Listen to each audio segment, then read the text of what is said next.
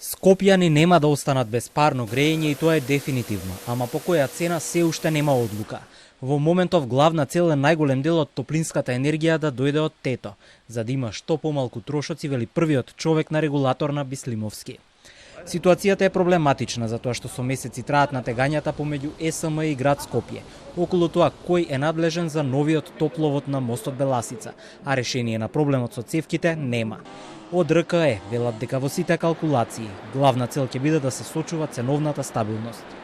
ТЕТО е битен поради тоа што ни дава топлинска енергија која што е за 2,5-3 пати пониска отколку цената на топланите во градот Скопје. Значи Скопје ќе има парно грејење, никогаш тоа не било доведено во прашање. Она што инсистира регулаторната комисија за енергетика е тоа да биде подалеку пониски трошоци. И регулаторната комисија за енергетика од тоа нема да отстапи. Топловодот беше оштетен пред околу 4 месеци кога пожар го зафати мостот Беласица. Од тогаш сите креваат раменици, а никој не го решава проблемот. Во меѓувреме од регулаторна предупредија дека санацијата мора да заврши што поскоро, за да нема ценовно цунами.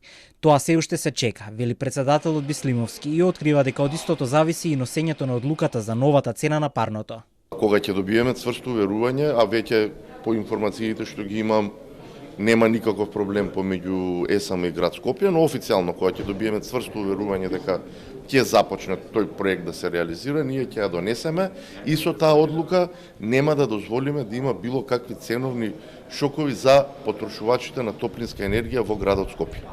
Председателот на регулаторната комисија за енергетика потврди дека ефтината дневна тарифа на електрична енергија започнува со примена од 1 декември.